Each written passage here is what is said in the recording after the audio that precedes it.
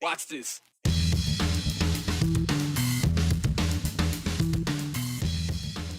Debate over America's involvement with Venezuela continues. This is not a war. There is not an American soldier on the ground there anymore. We caught up with one of Idaho's congressional leaders on the mixed reaction after the U.S. captured Nicolas Maduro. A day dedicated to a man whose hopeful view of an equal society endures. We take a look back at the completion of a monument dedicated to Martin Luther King Jr. and what it meant to people who made it happen.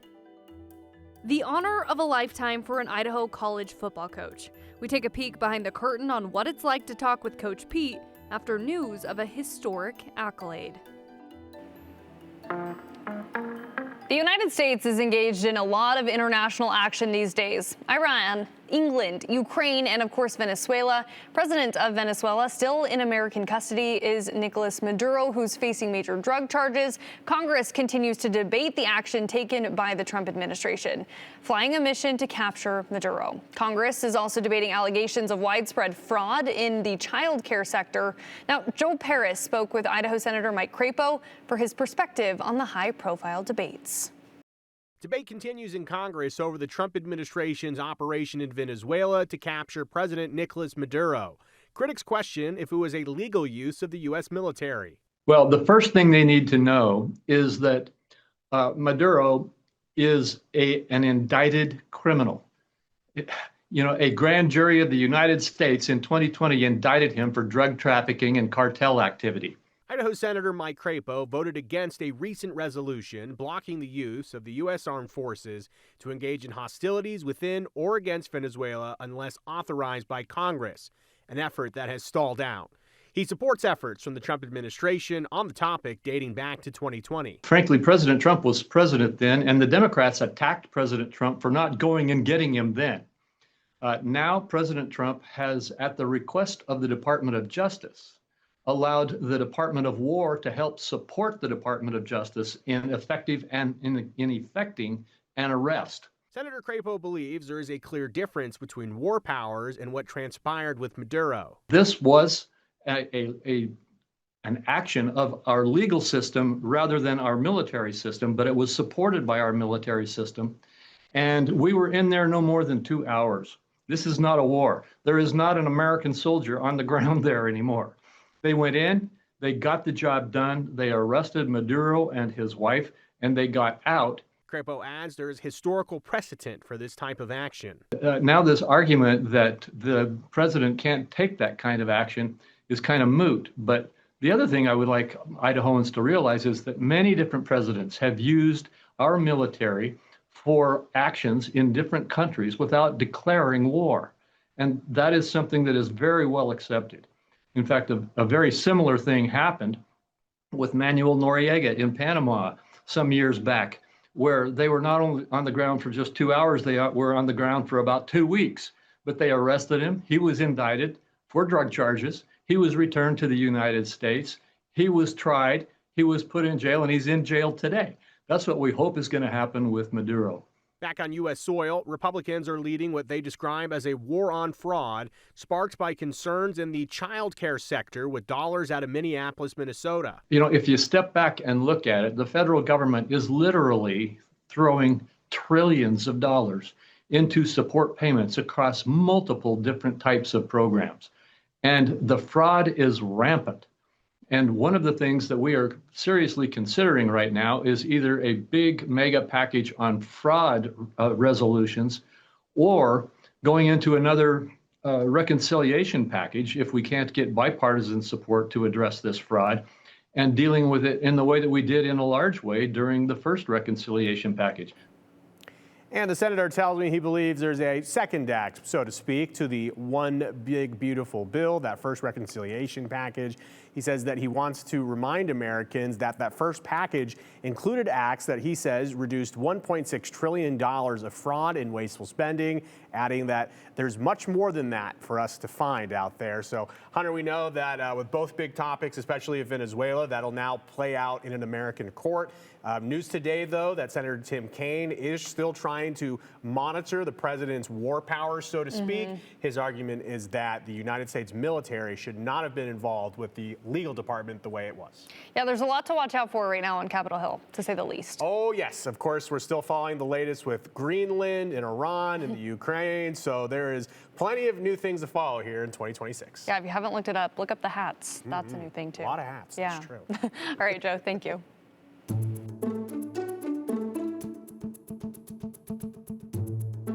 They will not be judged by the color of their skin, but by the content of their character. I have a dream today. Today, the country and Idaho is honoring a leader for equality, Dr. Martin Luther King Jr. He delivered his iconic I Have a Dream speech more than 60 years ago in Washington, D.C. It became a key moment in the civil rights movement in the United States. Dr. King was assassinated in 1968, but his message of freedom and equality have lived on. Now, on the third Monday of every January, the country takes a day to honor the civil rights visionary.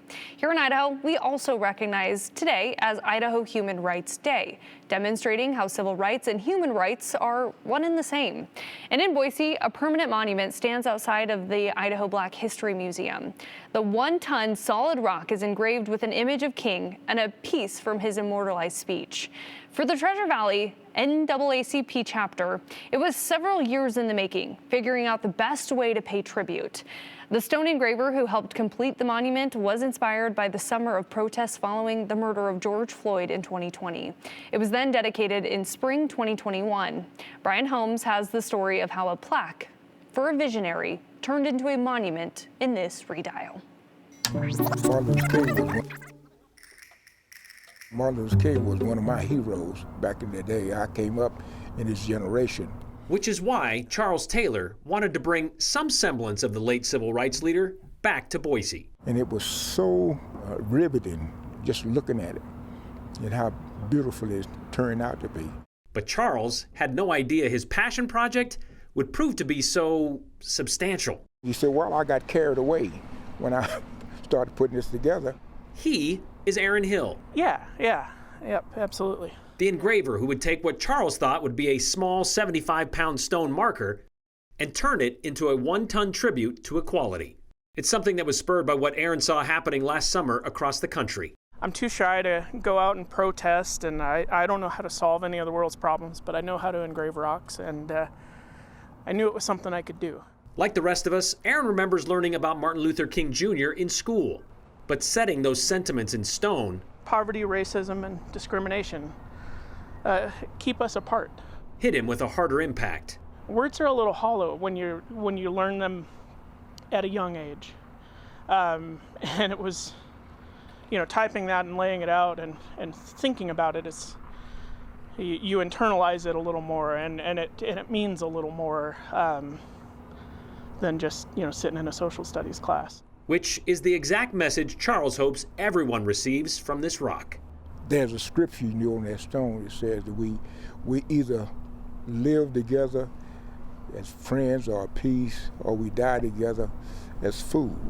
We have to create this circle of being open to different cultures, different ideas, rather than me trying to find the worst in you, but to try to find things that we have in common, and hope people take that away when they look at that and really analyze what we're saying. A good reminder for all of us. Now you can find that monument right outside the Idaho Black History Museum. It's in Julia Davis Park across from the Rose Garden. Now to your 4-in-1. Prices at the pump are down, and a state program is showing success to set up Idaho students after graduation. But first, an Idaho Department of Corrections staff member is in the hospital tonight after being assaulted by an inmate. This happened on Saturday. IDOC says 30-year-old Robert Pompa brutally assaulted the 56-year-old staff member in Idaho's maximum security institution. The staff member is stable in the hospital. Pompa is serving time in maximum security for a number of charges, including a murder in Madison County and battery charges on a correctional officer. New research shows Idaho's launch program is increasing post-high school education and training. That's according to the governor's office. The launch program helps recent high school graduates fund higher education degrees and workforce credentials aligned with the state's workforce needs. Launch says the in-state post-secondary enrollment rate among Idaho high school graduates increased by 11%. According to Launch, approximately 75% of Idaho residents who graduate from an Idaho public school are employed in the state 1 year after graduation. And a small dip for gas prices in Boise. Gas Buddy reports the average cost for a gallon of gas is $2.76. That's down from last week about 1.4 cents. Meanwhile, the state average is $2.73, and that's the 4-on-1.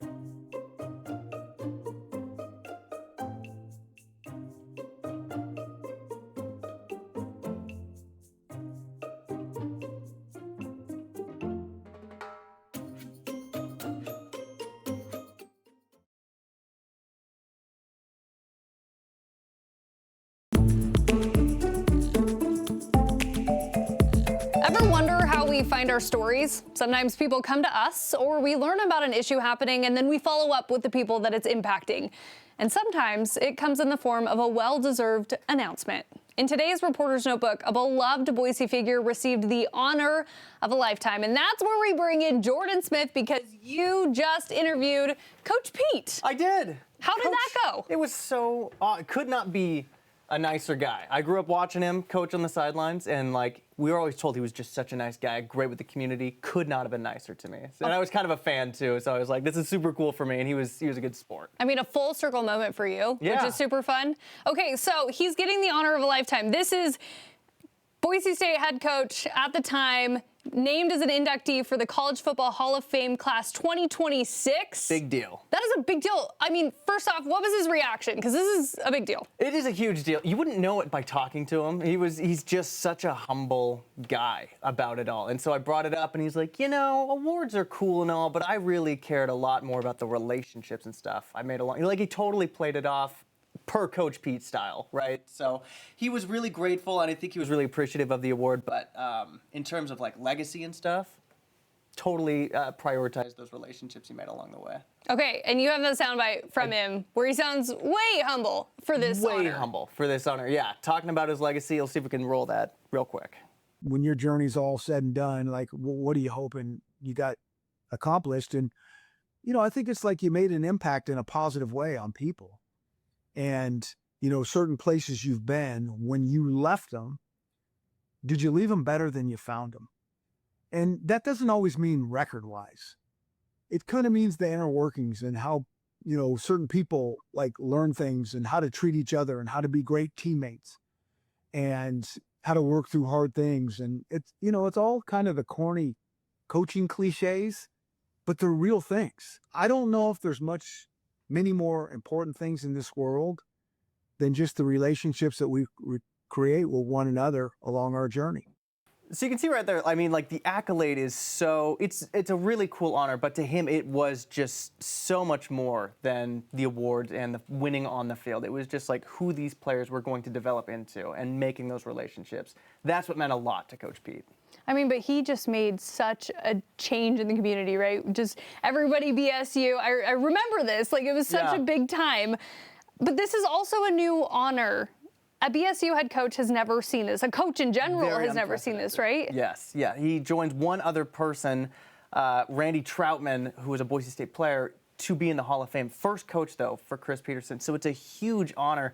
I mean, he was the youngest coach in FBS history to get to 100 wins. So, I mean, that just shows you how much success he was able to have and how deserving he is of this. And obviously, he wants somebody to join him. He does want his quarterback. And that's what we talked about was, I said, how do you feel about Kellen not making the cut? And he goes, this is why I don't care about awards, because it's outside factors determining kind of whether a player should be worthy or not. And how do you keep the winningest quarterback of all time out of the College Football Hall of Fame? Ugh, and hopefully we see that change. He did say it's not if, it's when. So hopefully it's soon. I'm sure he'll be there joining Coach Pete soon enough. Yeah, I think we'll see it. Yeah. Okay, so Petersen also didn't want to be a coach to start off, right? Yeah, it's crazy to think about because he was a player at UC Davis. He was a quarterback. His dad was a coach, and he said, I don't really want to do that. I've seen what that life looks like.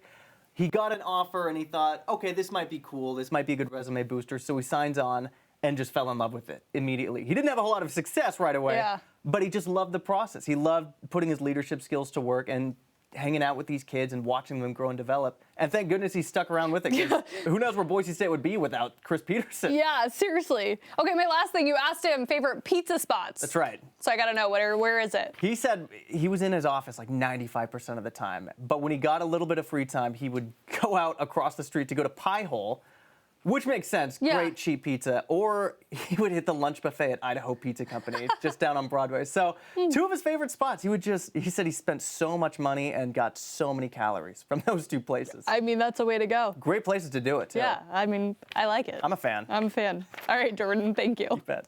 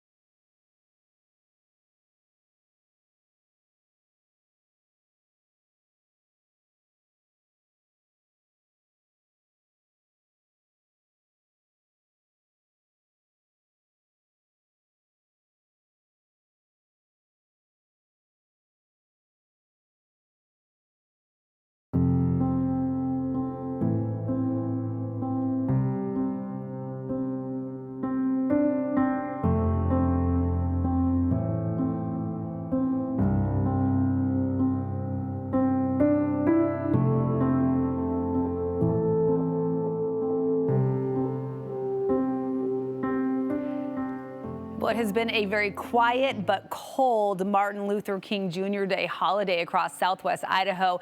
But I want to show you current temperatures across the nation to make you feel maybe just a bit warmer. So we're sitting at 29 degrees in Boise right now. Look off to our east, though. Minneapolis, this is our actual air temperature, 1 degree. Bismarck, North Dakota at 8. Chicago and Cleveland in the single digits. You can see this Arctic air starting to intrude from north to south. Wind chills well below zero in those areas as well. All of this courtesy of a strong upper level low that is anchored right now just north of the Great Lakes. Look at the broad rotation around this system. Broad enough, in fact, that by tomorrow, as we start seeing that low pressure and the counterclockwise rotation around it, grab some moisture from Canada and pull it in to the northern portion of the United States, closer to our neck of the woods. There's a possibility we could have a couple of snow flurries being generated by the clouds coming in. So here's our future cast. I'll put this into motion. You can see some snow moving into Montana and northern Wyoming, while at the same time there's an area of low pressure off the coast of California that is going to very slowly move northward and then eastward. So those two features combined may bring in some higher level clouds across central and southern Idaho. So mountain locations may see a few clouds tomorrow, but those clouds might be enough to kind of seed the low stratus we have in place, and that could cause a couple flurries across the region tomorrow. Not the freezing fog we've been seeing, but the actual snow flurries. And then as we head into the end of the week and into the weekend, another system off to the northwest will start making its way in. This one likely just strong enough to erode our ridge of high pressure a bit. By Saturday into Sunday, I don't think it scours out the inversion completely, but there is a chance that we could get just enough wind and cold air aloft to help mix things up a little bit. But that high pressure does look likely to reestablish itself by this time next week. So a little bit of sunshine, warmer temperatures possible over the weekend before it looks like we're back to those dry, stagnant conditions. I don't know that we'll see much precipitation with that system, but that remains to be seen. We hope for a little bit of snow for the mountains. We'll see what happens as the weekend gets closer. In the meantime, this will be the drill. Sunshine overhead, temperatures in the mountain valleys warmer than the lower valleys. We're at 29 in Boise right now, McCall and Sun Valley in the 30s currently. So you know the drill. Patchy fog will redevelop tonight. That could lead to freezing fog in spots that could drop some of those ice crystals. So things could be a little bit slick as we're all back to work and school tomorrow.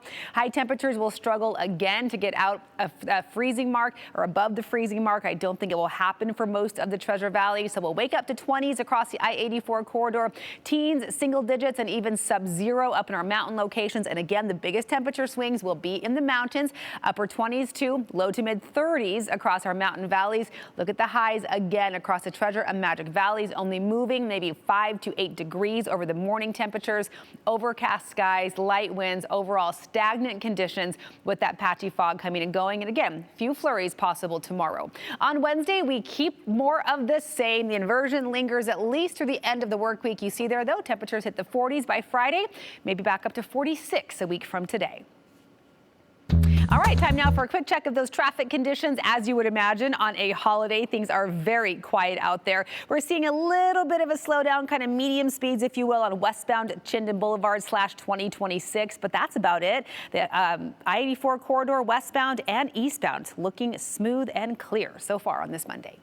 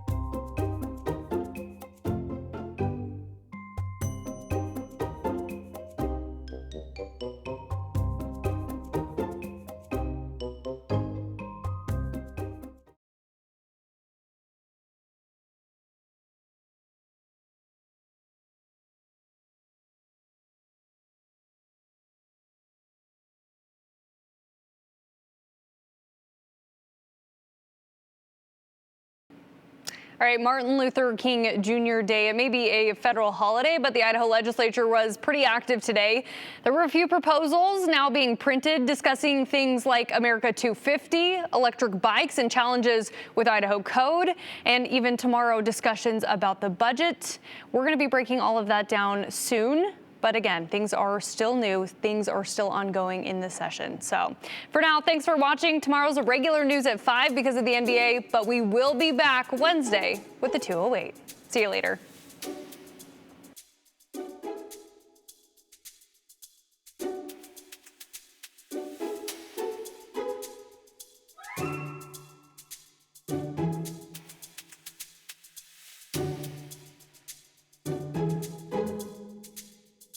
Continue with us and watch free now on the KTVB Plus app everywhere you stream.